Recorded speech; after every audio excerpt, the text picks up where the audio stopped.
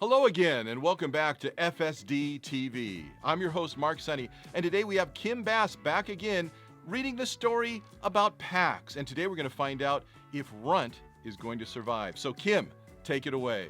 Hi, boys and girls. It's Mrs. Bass, and I am back with Pax. We're on chapter 23, and we left off with Pax dealing with Runt and his injury. And so let's find out what happens. Are you ready, Gage? Okay, let's go. The moon shone through the trees as full and creamy yellow as the eggs Pax had eaten a week before. His stomach cramped as he paced the river's edge. Only 3 times in the week and a half since his humans had left him had he eaten a meal big enough to fill his belly. And the last one, a pile of fish rotting on the bank, he retched up minutes later. He had retrieved the cached ham and watched with pride as Bristle and Runt ate the meat, but he hadn't touched any of it, and he still had had no luck hunting. All of his fat reserves were gone. His coat hung loose, and he was burning muscle. Pax trained his nose to the humans' camp, which, as always, tortured him with its rich food scents. Over the past 2 days, more warsick had arrived, and hundreds of them were massing to the south beyond. The ground vibrated with their threat, but Pax was hungry. He looked over to where Bristle was guarding the sleeping Runt and signaled that he would leave. Although he could see the camp directly above him, he chose his old route, up the gorge and across the ridge, because the guards on the wall were facing the river. He padded up the rocks in the water, leaving no tracks. Away from the silence of the devastated field, his ears pricked toward the night sounds. He knew them now. They comforted him. The thin piping of bats, the careless crashing of a waddling skunk, the underground bustle of voles, the distant calls of owls. All these sounds told him he was not hunting alone. Pax himself made no sound. He had learned the secrets of stealth from Gray and Bristle. Like a shadow, he slipped across the ridge, down the hill, and into the grub tent. No easy meat hung this night, but the tables were piled high with vegetables and breads. He knocked a wheel of cheese to the ground. The taste was strong and strange, but he gulped until his belly stretched tight. As he headed back out carrying a hunk for Bristle, a familiar scent stopped him in his tracks. Peanut butter. It drifted out of a large metal can. Pax dropped the cheese, stood to sniff the rim.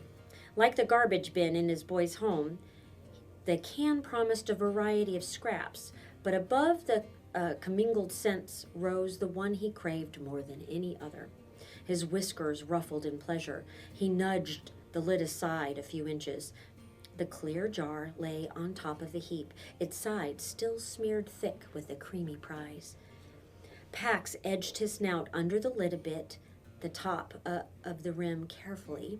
He knew from experience that this is how to grip the jar so it didn't cover his nose. He pushed away from the garbage can, and the lid clattered to the stony ground, ringing an alarm in the quiet night. Pax ducked under the table and froze. His pulse quickened. Across the tent, the flap snapped open. A human stepped in and clicked on a beam of light. Even over the peanut butter, Pax recognized the scent. His boy's father. Pax raised a paw, ready to dart in whatever direction seemed safest. The man swept the light around the tent. When it fell on Pax's eyes, he winced, but he didn't move. His pupils adjusted, and Pax saw the man crouch to stare at him. Pax remained frozen, paw still raised, jar still clamped in his jaws, studying the man's face as the man studied his.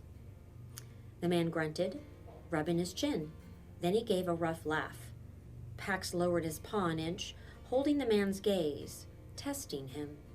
The boy's father laughed again, then rose and lifted the tent flap.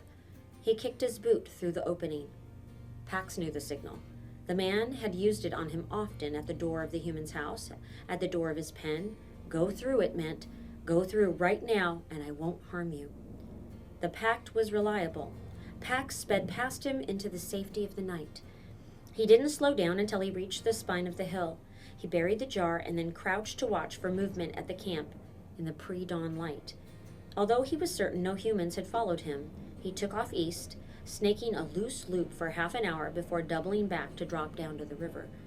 Runt was awake when Pax returned, and for the first time since the explosion, he was struggling to rise. Bristle urged him back down. But Pax saw that his lips were cracked and his eyes sunken. He needs water. Bristle looked to the river's edge. A dozen full bounds for a healthy fox. Would it even be possible for Runt? The little fox braced his forelegs. He tightened his haunches to rise, then looked back in surprise. The leg that had been part of him his whole life, as much a part of him as his own scent, was gone. He bent and sniffed at the wound. He looked up at Pax and then Bristle, as if searching for an explanation. Again he strained upward. His one remaining back leg jacked him up, and Runt rolled onto his wounded haunch with a yelp of pain. Pax leaped to stand by his injured side. Runt got to his front legs once more, and then straightened his one back leg. Again he canted over. This time, though, he fell against the strong, tall flank of the older fox, and he did not cry out. He wobbled, searching for a new balance. When he found it, Pax took a single step toward the water, then waited. Runt stepped out.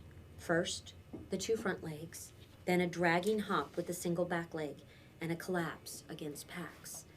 Again, Pax took a single step. Again, the small fox matched it, and once more until he didn't waver at all.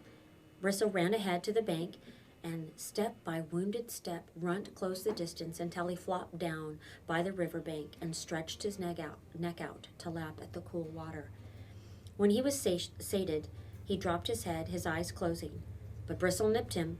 Soon it would be full daylight. He would be exposed. She ran upriver to the stand of cattails. Runt limped after her. He was still clumsy and trembling and slow, but he did not fall once. Pax followed close by. Just as they reached the stand of reeds, Pax startled at the crackling of brush from downstream. Bristle's head snapped around too, ears cocked to the same spot across the river. Something large was coming.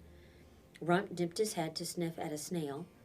Pax and Bristle backed into the cattail reeds. Bristle called to her brother.